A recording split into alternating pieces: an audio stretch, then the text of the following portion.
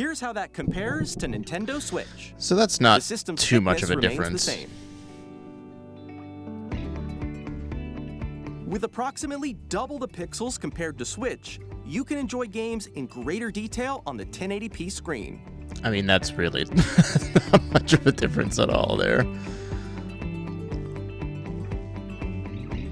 The screen supports up to 120 frames per second. So one thing that people are going nuts about with this is it supports up to 120 frames per second. It doesn't mean it's going to be 120 frames per second. The big thing with like the PS5 and stuff is everybody was like, oh, it's 4K, 60, blah, blah, blah, blah, blah. But most games don't even run at 4K 60 truly. So when you look at that with a 120 FPS, it's probably very rare that it actually hits that. Allowing for smoother gameplay in supported titles.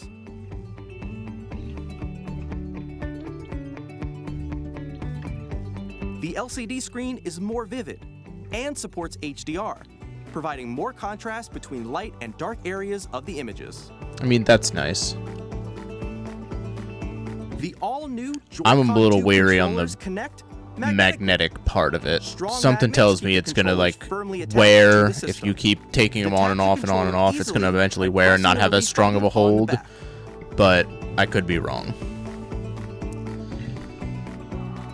The SL and SR buttons are bigger for greater comfort and control when playing with a Joy-Con 2 held horizontally. That's huge. The left and right sticks are now larger. Each Joy-Con 2 controller can be used as a mouse, opening up even more ways to play in compatible games. I don't know why this is necessary, Both quite the left honestly. and right Joy-Con 2 support mouse controls. It's so you cool, can also play certain games but I using don't know two why mice, it's like necessary. this. I really don't.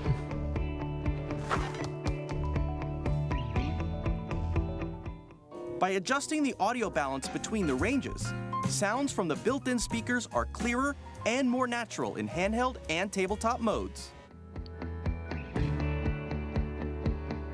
It has a built-in microphone, so you can voice chat with friends anytime via game chat. I mean, It also uses noise-canceling technology to filter sounds, so your voice will come through clearly. Even if you don't have a surround sound system, games can be enjoyed with more immersive, three-dimensional sound, as if it were coming from all around you. Large, sturdy stand. That's a really big You can move it thing. freely, The like the this. kickstand on the original Switch was absolutely terrible. In The addition two to USB USB-C ports as port well found is on the really bottom great of the because when system, you're there's charging one and you want to have it top on the as well. kickstand, having it underneath is awful. It's Having it on handy top for connecting key. a USB-C camera This is or such a charging in weird. tabletop mode. I don't understand the whole camera thing, but that'll be in a couple of minutes here. Nintendo Switch 2 comes with 256 gigabytes of internal storage. It's crazy to me that they are trying to sell us on a 256 gigabyte storage.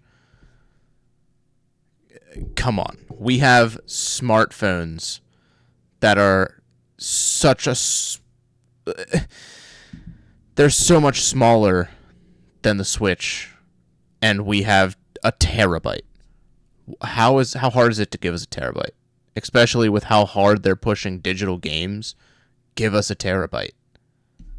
8 times that of Nintendo Switch for storing your game downloads, save data, and more. Reading and writing data is also faster. Use the Nintendo Switch 2 dock to connect to your TV and enable up to 4K resolution for compatible. Again, up to 4K resolution. How will it actually hit 4K? I mean, probably some titles, but some titles it's not going to support it. So you're not going to be able to play everything in 4K. So that's a big thing. Games. HDR is also supported in TV mode.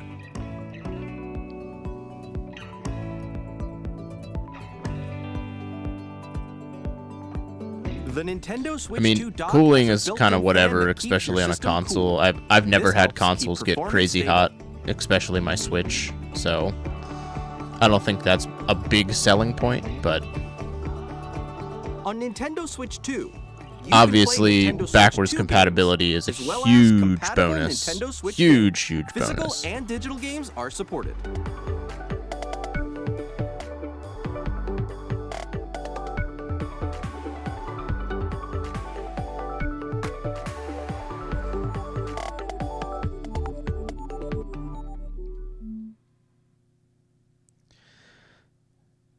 So the Nintendo Switch 2, right off the rip, just as a console, pretty great. I mean, it's an improvement on the Switch. You've got the Joy-Cons that are improved. They improved how they attach. They improved the kickstand. They improved the like a bigger size. The dock looks nicer. It's much easier to plug in your HDMI cable and stuff into the back. So overall, all of that is a huge improvement hardware-wise. I mean, it's not... I still think that they could have given us a terabyte and it wouldn't have changed anything. So let's look at some of the other stuff, the other features here.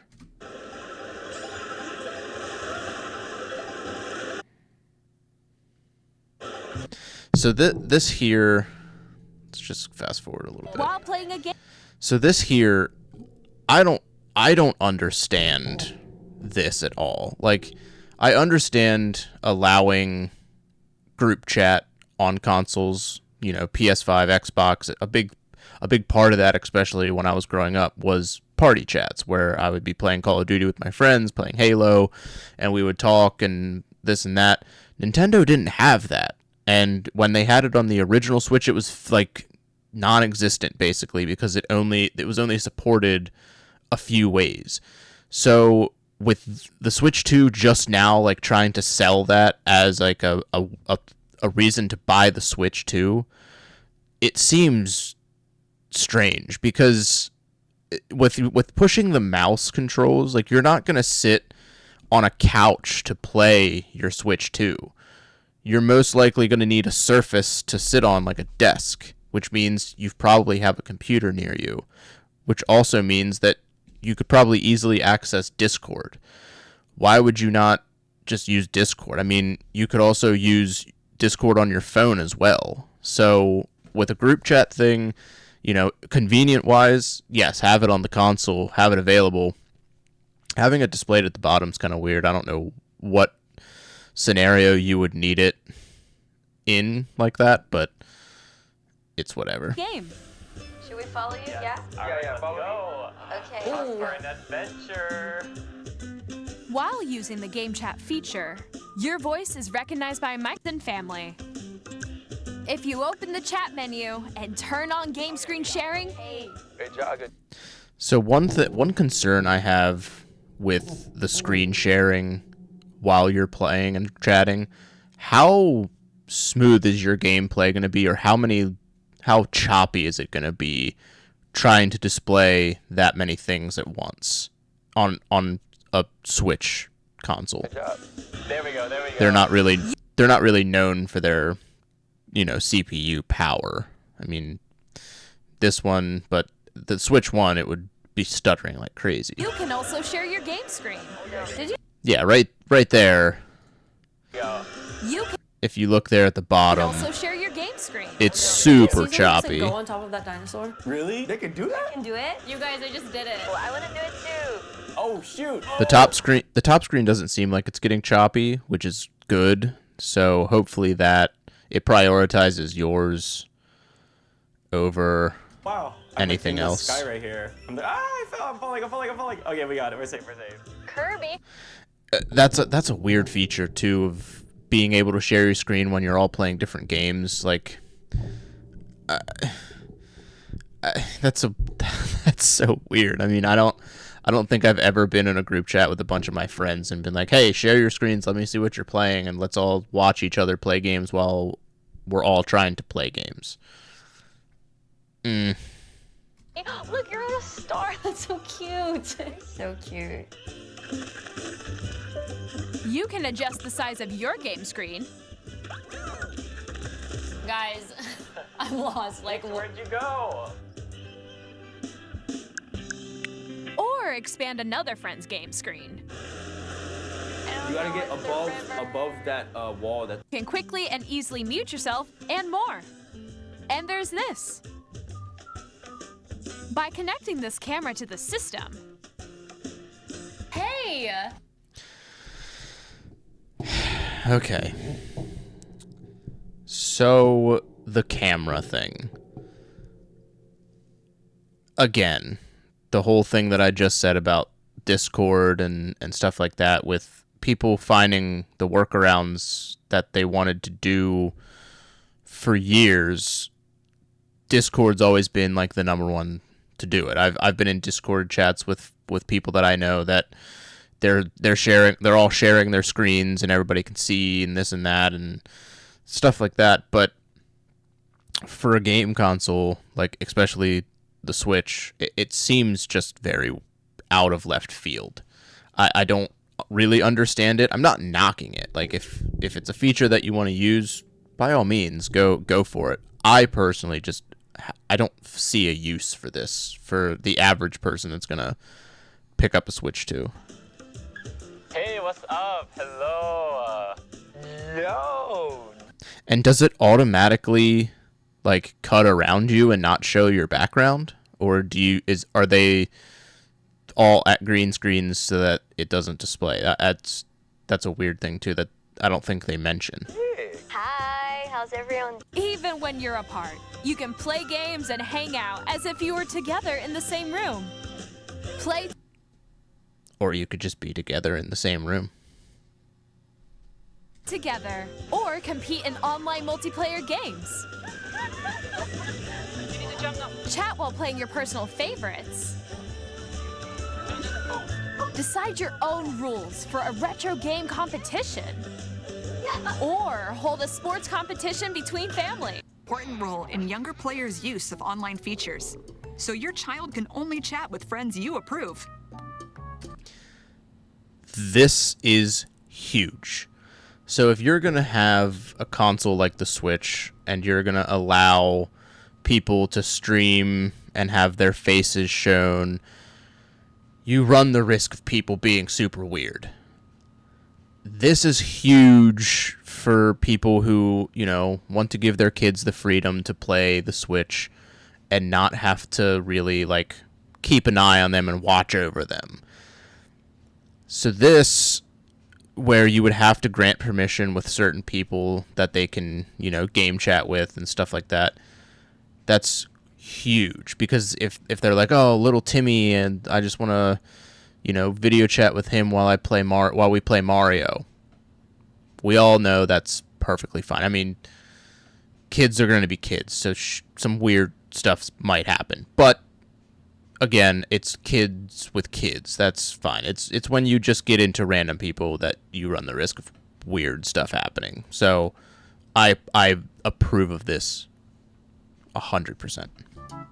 You can rest assured that your child's use of game chat follows your rules. Friends you've approved are managed in a list. You can write a reminder about who the friend is, so you can always know which username matches to which friend. That's a little detail that makes a huge difference, because when your kids get older, they're going to have a bunch of friends, and usernames aren't going to be like Timmy 2005 or Jimmy from down the street. They're going to be weird usernames that you're not going to associate. So it's nice that you can keep track of who they are. So it's, if it's Goomba, it's little Timmy from down the street, or, whatever. That's a very big deal. Each time a child wants to turn on their camera for a video chat, you'll need to grant permission.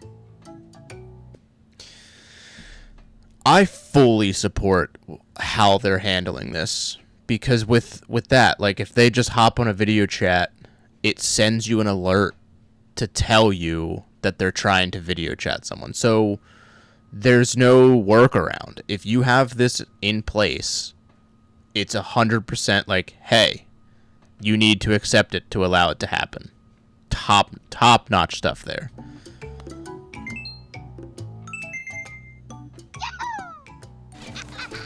This gives you the opportunity to teach the younger players in your house how to engage safely online. You can set the camera's field of view during video chat using the app too. Oh, so it does. It does automatically hide stuff, and so that's pretty sweet. If you'd rather wait until your child is older to use video chat, you can restrict use using the game chat parental controls. That's exactly how it Looks goes. like Bowser Jr. got permission. As long as he promises to follow the rules. You can also view your child's chat history. This feature allows you to see who your child has played with and for how long. That's pretty cool. Please use the Nintendo Switch Parental Controls app to make sure that your child can enjoy game chat safely. Nintendo Switch Parental Controls. All right, so the game chat thing, I mean, it's good for people who play online. I personally would never use it just because normally I don't talk to people when I'm playing, and if I do, I'm using Discord or something, but that's just me personally. I think having an option for game chat and stuff, sharing your screen is a nice touch. I don't see the necessity in it, but that's, again, just my opinion. The parental controls for the game chat is huge. I mean, having the control to do all of that and the way that you can have it, it's phenomenal. You have to approve everybody that they talk to, approve every time they go to use the video chat. You can keep notes on everybody that they're, talking to or friends with, so you can remember who they are. That's absolutely incredible. I don't remember seeing that in depth when they were doing the direct live, so that's fantastic. That clears up a lot of stuff. So again, so far so good, but there's some problems coming down the road.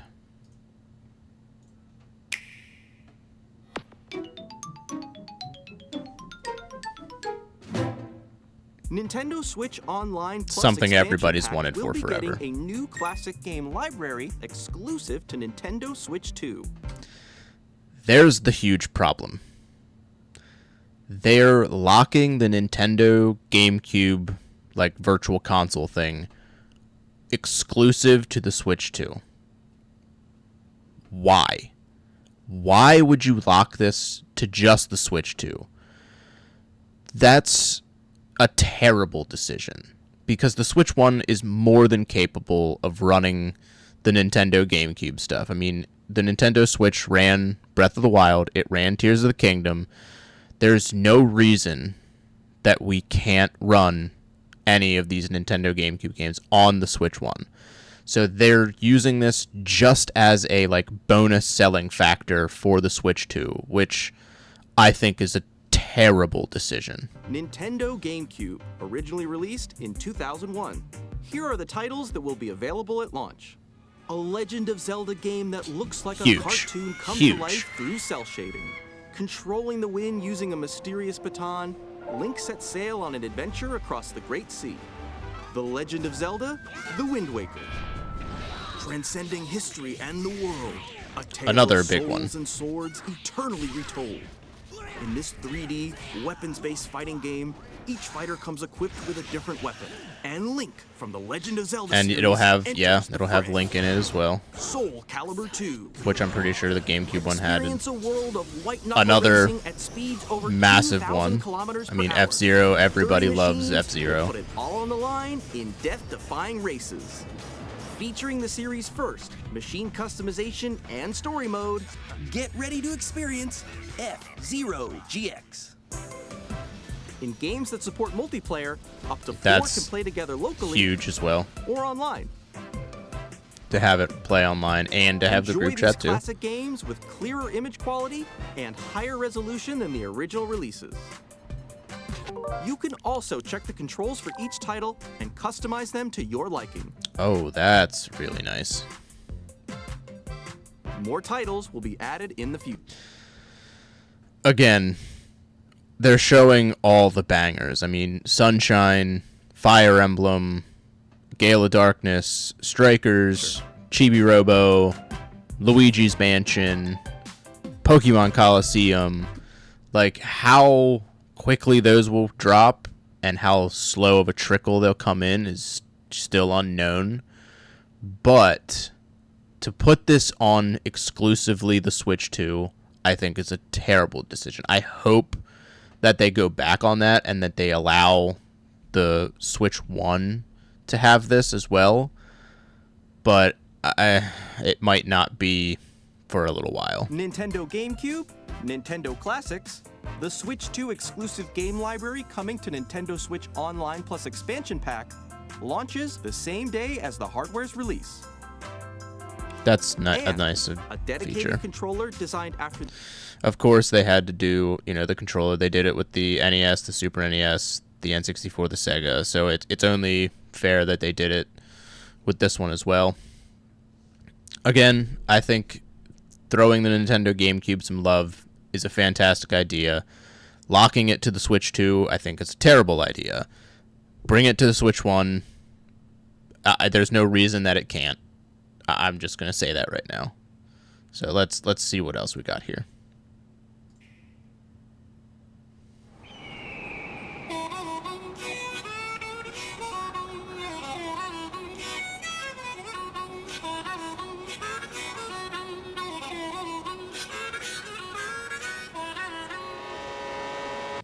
So this was shown when they announced the Switch 2. They showed a little bit of Mario Kart, and they didn't really go into much detail. They just kind of showed it off as like, hey, this is a thing.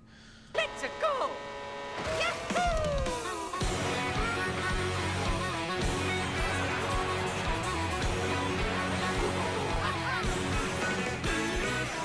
That's a lot of people racing at the same time.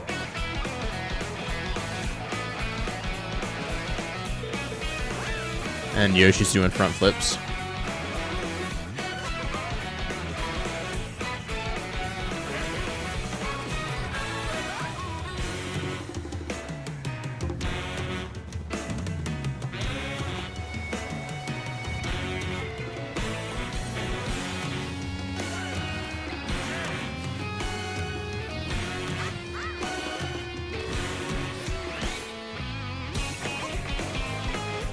That's a weird thing there. What the? I don't know how I feel about the name. Actually, I take that back. I like the name because it's better than just going on Mario Kart 9, 10, 11, 12. It's way better than that. So I take that back. This is a good name.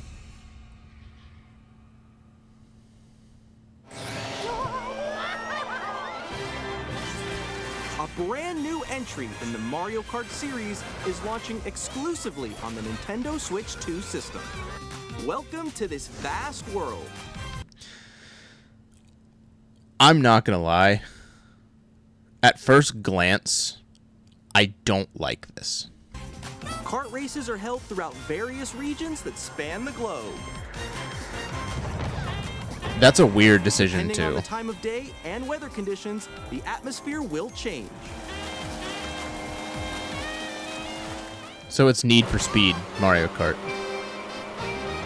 And in this Mario Kart game, you can go off the racetrack and drive virtually everywhere in this world. I mean, why though? Why do we need to do that? In the classic Grand Prix, race through 4 courses in a bid for first place. So typical Mario Kart, that's fine. But don't sleep at the wheel. You'll also drive to the next course as part of the competition. With 24 drivers in each race, the most in series history, the competition is gearing up. Introducing Knockout Tour. Race non-stop from one corner of the world to another. So that's like, what's the game called? There are multiple checkpoints Horizon along the Chase way. Turbo, sort If of. you're below the placement shown when you hit a checkpoint, you'll be eliminated. That's kind of cool. Can you make it all the way to the finish line? Kind of changes things up a little bit from the formula. You can also freely drive around this vast world in free roam. I'm hoping that you find By going unlockables off-road, and stuff. You can explore new areas and routes. So drive wherever your heart takes you. You can also go for scenic drives with friends. And even take photos together at different locations.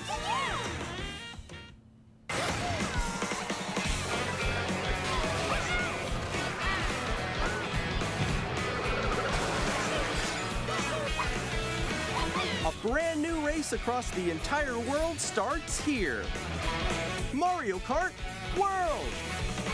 The game launches on the same day as Nintendo Switch 2.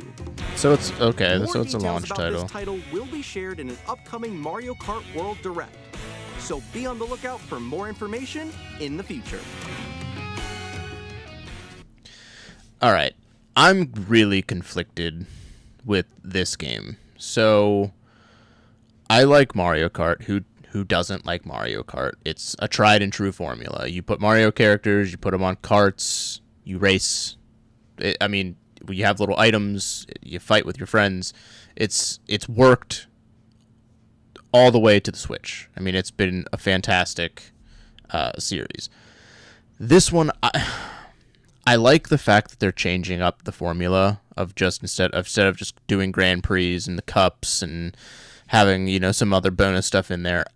I like the fact that they have like the different race types, like the knockout and stuff like that. I don't know how I feel about it being Need for Speed, where you're free roaming and then you get into a race and then you get into the race and then you race to the next one, kind of thing. Like I don't really know if I like that.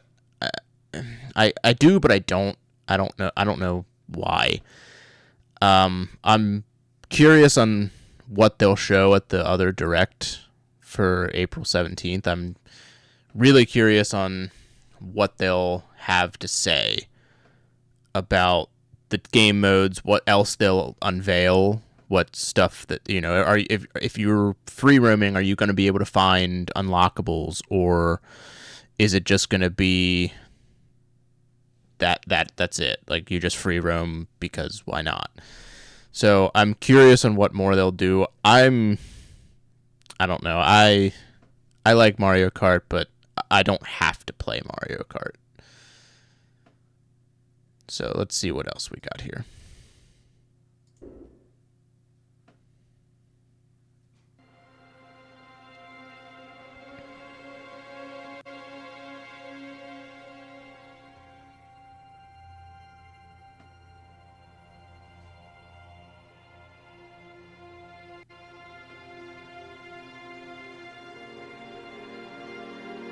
I give you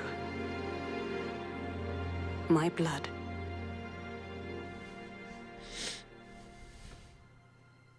I give you. Oh, okay. Yeah, I life. remember what this one is now. Turn, O wheel, and transport him to a night of moonlight. Really to like the humanity's setting of this very game. dusk.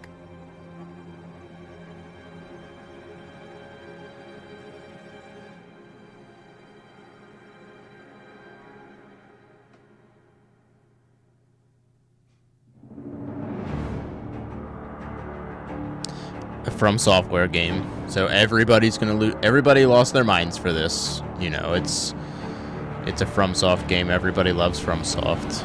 I don't have much experience with FromSoft, but that's just me. Everybody else does.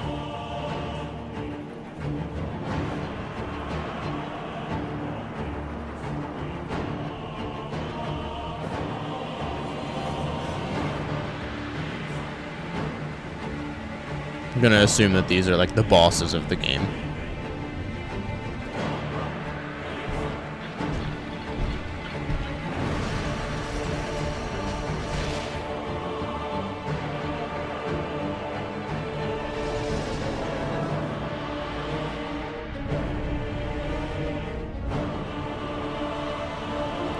Everybody thought that this was Bloodborne 2, and they were very confused.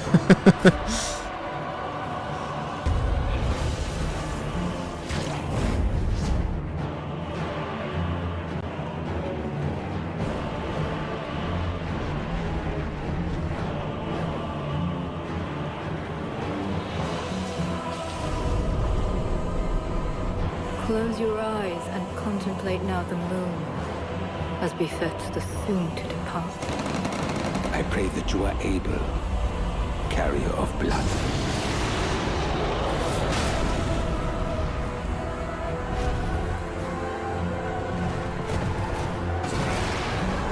That's a weird transformation to a dinosaur, but seems a little out of place.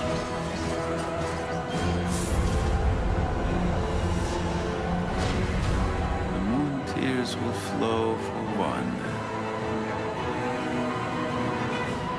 and one alone. So it was the Dusk Bloods. It's not Bloodborne, like everybody thought it was. So, I mean, this game looks cool. I'm new to like the Souls types of games. I just started Elden Ring not long ago. I'm probably about halfway through it. I've been streaming that, but this seems sweet. It's a formula that everybody likes. It's very cinematic, so they didn't show much gameplay or didn't explain really what the game was about. So I would, hold off on any excitement for that. But they made it a Switch 2 exclusive, which is crazy to me. Again, I think it's one of those other things where they're trying to make the push to be in the running for these big dogs. They want to be competing with the PS5 and the Xbox One and, even PCs, even though you can't compete with a PC. It's just not possible. But they're trying to make themselves one of the main consoles. They're trying to become a main console. Nintendo's always been a side console. The GameCube, you could argue back at that time they were a side console, but that was a main console is what I would consider the GameCube. But the Wii, the Wii U, they were all side consoles. The Switch even is a side console. It's just, you want to play Nintendo games, that's the only way to play Nintendo games. You're going to have a Nintendo console. But you're not going to play Skyrim on the Switch. You're going to play it on your PS5. You're not going to play Elden Ring on your Switch, even though that did get announced. You're going to play it on your PS5 or your PC. Like, that's just how it is. That's just how it goes. Will the Switch 2 change that? Maybe. But I don't think it will. I could be wrong. I will admit that I might be wrong. But having a From Software exclusive to the Switch 2, I feel, is their, hey, we're not a side console anymore. We're pushing to be one of the main ones. So that was pretty crazy. Now we've got this one here, which I have a lot to say about this one.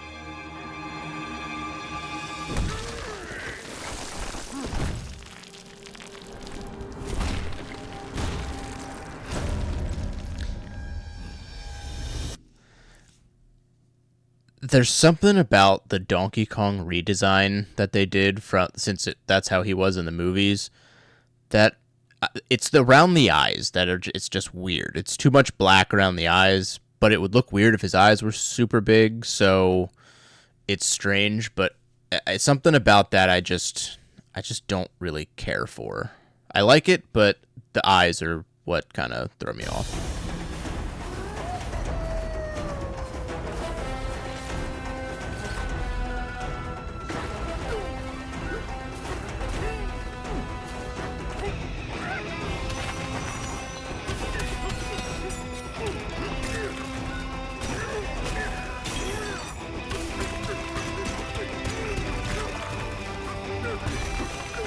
So this is basically Donkey Kong Odyssey.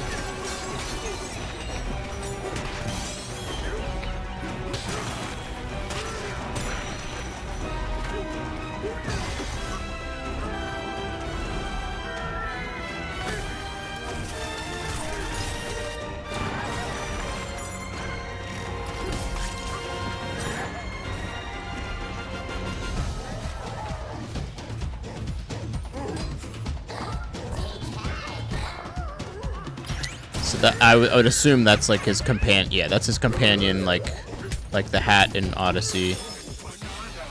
The bananas are obviously going to be like the moons.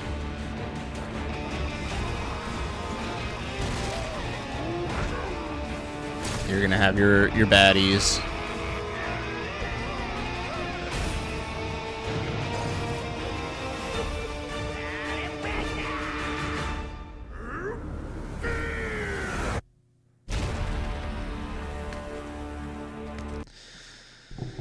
So, Donkey Kong Bonanza. I don't think this game looks very good. And here's why. I think that it looks very copy-paste from Odyssey. You've got the main protagonist, you've got Donkey Kong. You've got his sidekick, like, you know, you're going to be able to interact with things because of your sidekick, just like Mario in the hat.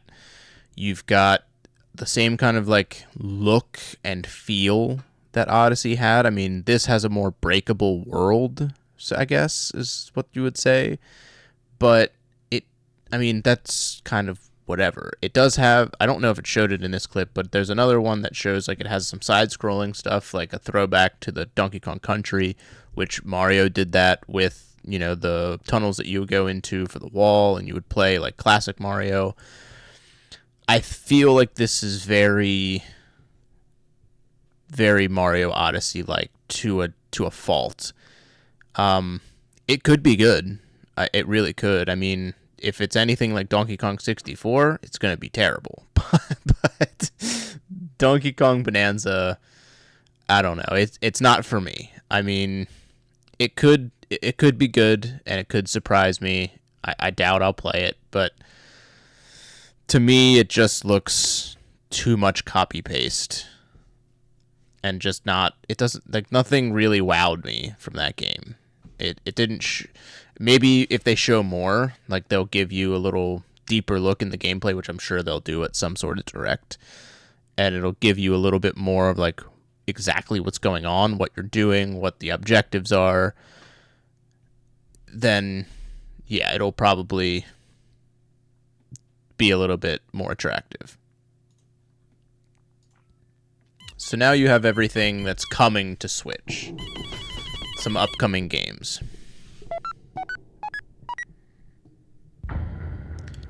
So this is like an Undertale type of...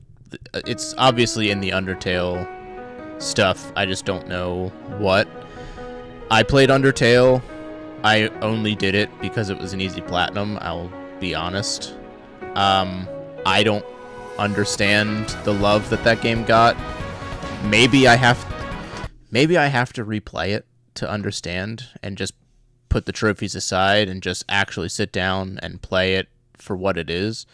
But I think I did 2 playthroughs, and I didn't really get it. I didn't get why everybody considers it like so great.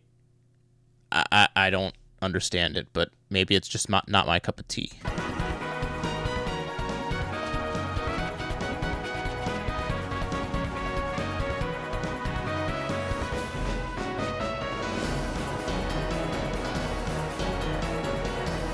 So there's 4 chapters, it looks like. I don't know if this is a game that was already out or not, but... Hi, I'm Randy from Gearbox. Borderlands 4, our upcoming flagship Borderlands game, will launch on Nintendo Switch 2. Borderlands is back. Shoot your way through a... I don't know if Borderlands 4 is going to be the one that brings it back. I mean, Borderlands 3 did really bad, and then they just made a really terrible movie. I wouldn't say it's going to be back, but we'll give it a fair shot. A world filled with wild enemies and outrageous weapons. We're still in development, and it's already the most ambitious Borderlands game we've ever made. Borderlands 4 will launch in 2025. We'll be sharing a lot of the game in the months ahead, and there's more from 2K on the way. Hi, I'm Dennis Shirk from Firaxis Games. We're releasing an... So a game like Civilization, where it's, you know, point-and-click strategy, games take a very long time to play. I get, like, the mouse and stuff for that. I would hope that the Switch has enough CPU power to handle everything that's going on and doesn't stutter and doesn't crash or anything like that, because if you're in the middle of like a 3-day long Civilization game or however long those games take, I know they take forever, and it just crashes and you lose all that progress, that would be just absolutely devastating. Nintendo Switch 2 edition of Sid Meier's Civilization 7. In Civ 7, you'll establish an empire and guide your people throughout the ages of history. With the new mouse controls, players can enjoy a more intuitive gameplay experience. Civ 7 launches on the same day as Switch 2. A lot of these things are launching like same day, which is kind of crazy that they're all just going to be bing, bang, boom, same day. And if you already own the Nintendo Switch version, you can experience mouse controls in Switch 2 by purchasing the upgrade. And we have even more news from 2K. I was going to say something, but I'll hold it off to the end. Hi, I'm Lionel Jinks. And I'm Ben Bishop. Our final announcement for today is that WWE 2K is coming to Nintendo Switch 2.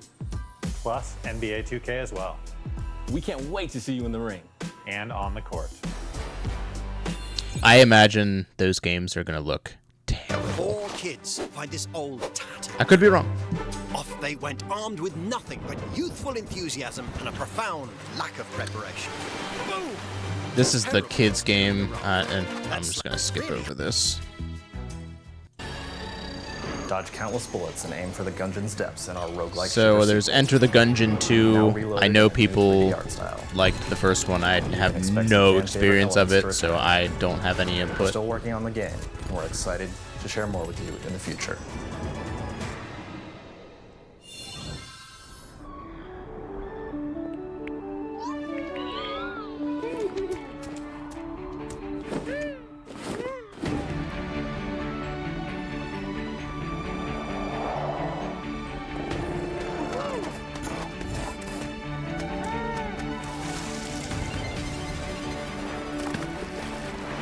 Skip over this too. From the projectors for the first time. So here's a big thing that they announced. It was Cyberpunk Ultimate Edition. I can't imagine playing a game like this on the Switch. Bigger screen, you know, better frame rates and stuff in handheld mode and everything. I get it, but I wouldn't want to play one of these games on a console like the Switch. Action-adventure RPG set in Night City. Thanks to Nintendo Switch 2, you can transport yourself to the city of dreams at home or on the go. Get ready to meet unforgettable characters and discover engaging stories when Cyberpunk 2077 Ultimate Edition comes to Nintendo Switch 2 on launch day. こんにちは。スクエアエニックスの浜口です。Nintendo Switch 2で This I could see being okay on the Switch. The thing that alarms me is it's obviously not going to look as pretty as PS5. And with this game, that was a big thing, is how pretty all that scenery looked. I mean, it looked beautiful. Beautiful.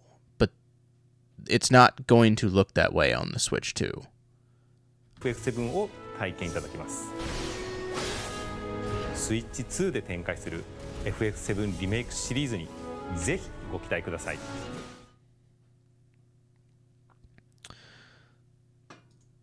So, okay, let me switch here. Oh. All right, so here's all the stuff that was announced, because I know I didn't mention everything in those little clips that I had. This was a big one. Elden Ring is getting put on the Switch 2 again. I don't get who wants to play the game on Switch, except the people that want to beat it on Switch just to say they beat it, or as a challenge or whatever. These games are known for their difficulty. They're known for how good they look. I mean, the scenery is very, very beautiful, and the graphics are wild.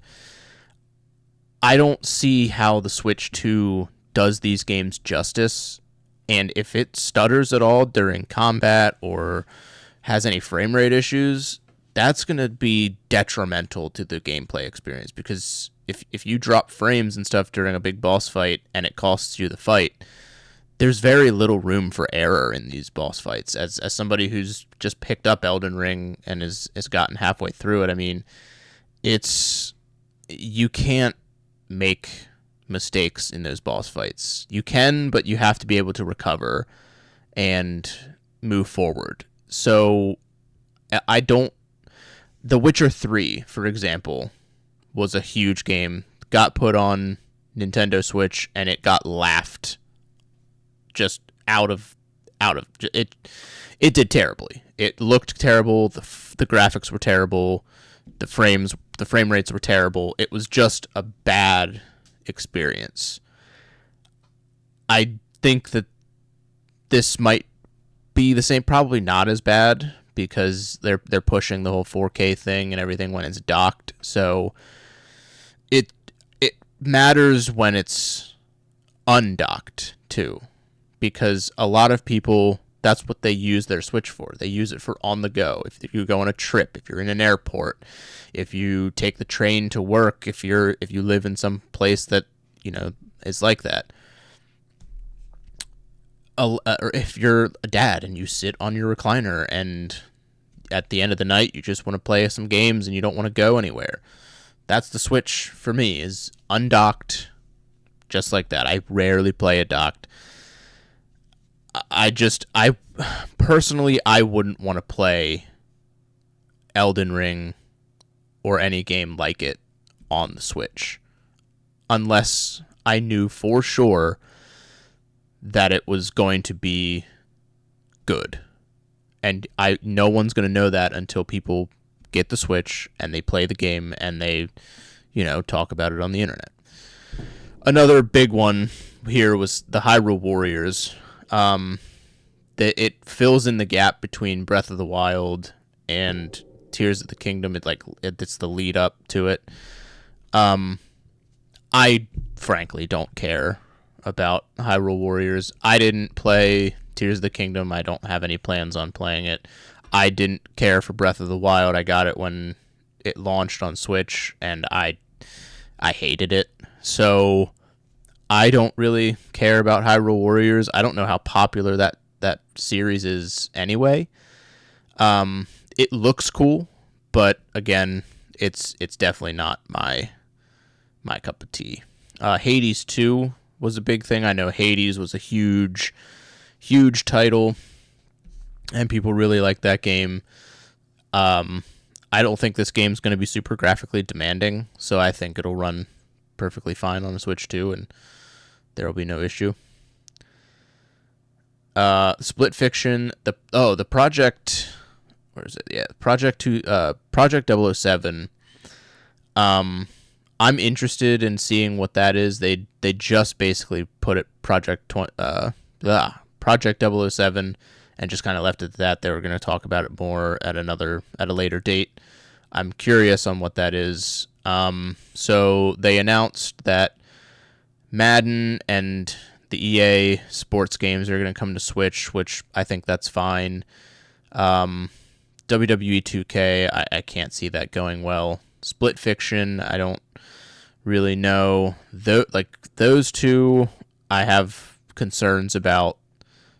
Civilization, again, concerns. Hogwarts Legacy, same thing with Final Fantasy and Cyberpunk. Like, I'm concerned that it's just going to downgrade the graphics too much because a lot of people are going to be playing it in handheld mode. So if it doesn't look good in handheld mode, people are going to dock it. But that's just me. The Tony Hawk Pro Skater 3 and 4, that'll be fine. Hitman games might be okay. Star Wars Outlaws, I can't see that going well either. Silksong, the Hollow Knight game, that is going to be huge. I actually played Hollow Knight for the first time on the Switch, and it played fine. So I don't see that being a problem. So the big thing here with the Switch 2 is at launch, it's going to be $450, which to me is actually insane for a Nintendo console. Because to me, Nintendo consoles are just the side consoles so people can play the Nintendo first-party games. That is what Nintendo is to most people. Not all people. I'd say maybe like 50 to 60%. They use it to play the Pokemons, the Marios, the Zeldas, the Kirbys, those type of games. It's always been just, I'm buying this just to play these games. Mario Kart. And if you want to play Elden Ring, or you want to play Bloodborne, or you want to play, Cyberpunk, you buy it for your PS5, you buy it on your PC, whatever your console of choice is. I can see the Switch 2 wants to change that. They want to be in the running for an actual real console. Props to them to do it, but it's going to take a lot of work and a lot of time to put that reputation into place. So then they have all of this is what comes in with your Switch. Right here, they have their two bundles. They have the one that's just the console for $450. Then they have the one that comes with Mario Kart World for $499, so $500. Now, one of the things that they did mention was that Mario Kart World is an $80 game. An $80 game. That's getting way out of hand. And I've seen people argue, back in the SNES days or the N64 days, they were $80 and $100. Stop it. That's not a valid argument, because those games I can now pick up and they have the whole game on them. I can pop this into an N64 anywhere in the world with no internet, and I can play it. Everything about the game is right here. This is all I need. With this here, I can put this in my PS5 and I might not be able to play it, because if I can't download the update, it can't allow me to play. Or If I don't download the game because it's not all on the disc, I can't play it. So if you're charging me $80 for a game that might not be finished, it might not be polished, it might not be on the thing that I bought, how are you going to charge me $80? I do not understand. Then there's rumors going around that physical copies of some of these games are going to be $90. That's even worse. Oh yeah, that was another big one too, Metroid Prime. It's going to have two versions. It's going to have the Switch version, and it's going to have the Switch 2 version, which Switch 2 version is obviously enhanced and is better. And then you have Kirby Air Riders as well, but whatever. Oh, this is another one that I wanted to talk about. This one right here. They announced a tech demo for the Switch 2 and all the tells you all about it. Basically Astrobot that the PlayStation did, or Astro's Playroom, that one. So this one shows you all the different features of the Switch, the magnets, the Joy-Con or the joystick, the C button, all these stuff, and it has you do little mini games, and it uses the gyroscope and the way of the mouse, etc. Blah blah. It basically shows you the console as a whole, and it takes you through everything as a game. Astro's Playroom was free when you bought the PS5. It was just there. This one you have to pay for. Let me say that again. You have to pay for this one.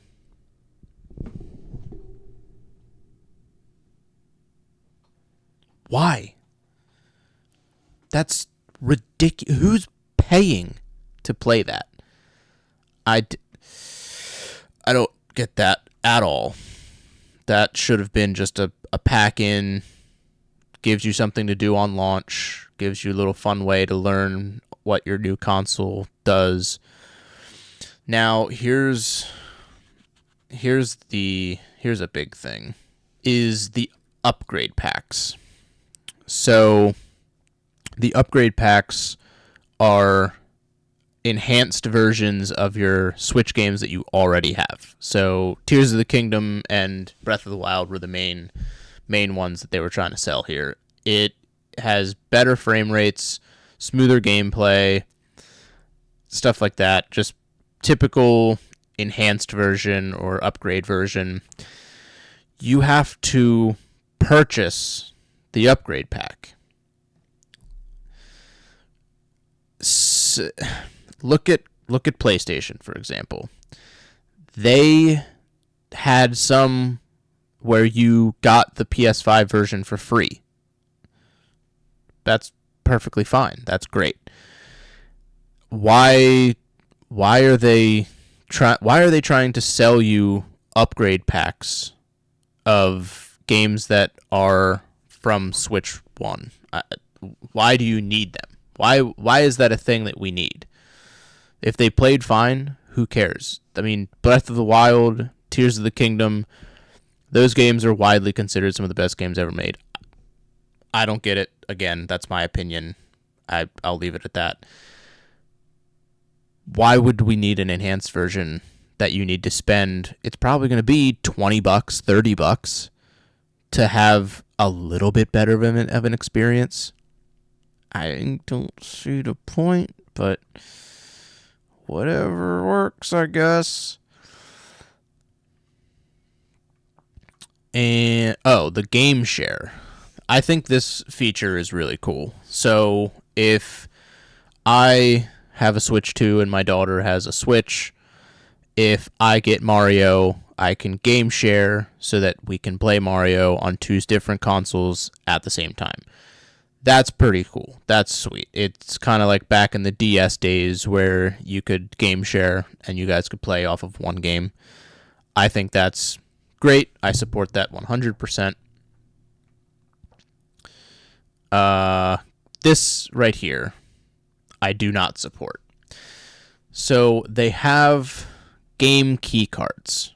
Now, I'm sure they'll probably go into more detail about this because it's causing quite the uproar. So what this is I guess what it's doing is it's taking the physical cards that you would see in stores that gives you the digital code to buy a game and download it, or some would be in the Switch cases. It would just be like basically nothing. What they're doing is they're doing a Switch game case with a cartridge in it. And what that cartridge does is it acts as a key. So you have to put the cartridge in, download the game from the internet. Then you can play the game without being connected to the internet after that. But you have to have that cartridge in the console to play it. Now, the weird part about that is, what if I have 20 games that are all these game key cards? You're telling me that if I wanted to go on a month-long vacation, I have to make sure that I take all 20 of those cartridges so that I can play my digital games. Seems very redundant, but whatever they're doing. The cool part about this, though, the positive side of this, is now you can sell your digital games. Huge, huge, huge plus there. So if I went out and bought a download card or a digital version of Elden Ring, and I used the code on the back of it, there goes my money. It's gone. If I buy this game key card version, I get a cool case and I get stuff inside, even though it's in my PlayStation, and I can put the thing back in here, click it together, and I can go sell it to the next person because it's not, the game isn't here. You download a digital version and then you have that digital version, but you need the cartridge to play it. If you don't have the cartridge, you can't play it, which then means that whoever has that cartridge can then play that digital game when they download it. So it gives you a little bit of value there if you don't like collecting physical. But we'll go back to the negatives. What is the point? Because if you're a guy or a girl that likes to play digital games, you're gonna buy digital games that don't require something physical to play them. So what is the point in me buying a physical game that isn't a physical game? It does the same thing a physical game does, where I put a cartridge in a system, it plays the cartridge, and I have a case for it, and it has, a cartridge. That's the same thing as a physical game. So why not give me an actual physical game? Why not, if you're giving me a digital game, give me a digital game where I don't have a case, I don't have a cartridge, and I don't have to worry about any of that. Let's just leave it cut and dry.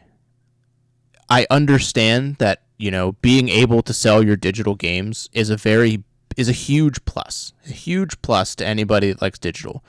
But the main thing that people do, why they buy digital, is because they don't have room to have physical stuff. So you're giving them a physical item now that they have to they have to throw around. They can sell it and get their money back, which is probably why they would do it. But again, you're giving them a physical item that has it's pointless. It just has artwork and a cartridge. I don't get it. I don't know why we can't just have a physical game that has physical cartridge that has all of the game data on the cartridge, so I can just put it in and play it however I want, whenever I want, wherever I want. And then we can have digital games where you go to the shop and you buy the digital game, and that's your thing. That's what you choose to do. Why can't we just have it cut and dry like that? Why do we have to have this weird, like, in-between, where it's a digital game, but you can't play it unless you have a physical thing, but then you can sell the physical thing to then sell your digital copy? It's very, very weird. I really don't get it. But, you know, I'm willing to let it ride, see what happens. Will I be buying a Switch 2? No, I won't. Because, frankly, I think it's way too expensive. I think the game's prices are going to be way too expensive. And I just don't see the need for it. Me personally, I buy a Switch for the first-party games. And we all know the Nintendo tax. Those games don't ever go down.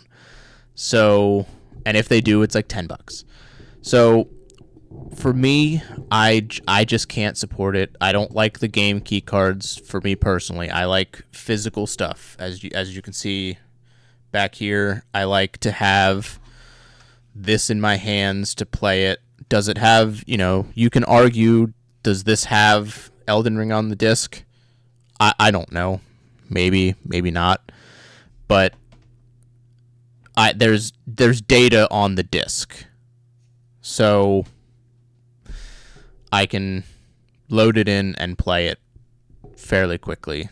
And once it's there, I can play it. Whatever. Let me know your thoughts on the Switch 2. Are you going to buy it day one? Are you going to maybe wait for a price drop? What do you think of the prices? Let me know what you think about it all. What games are you looking forward to? Leave me a comment. Come over to Instagram, let me know. Catch me in a live stream and talk to me about it. Dad's Game Room everywhere. Yeah, let me know what you think. I think there's a lot to be said about everything that was announced this direct. But until next time, I'm Dad's Game Room.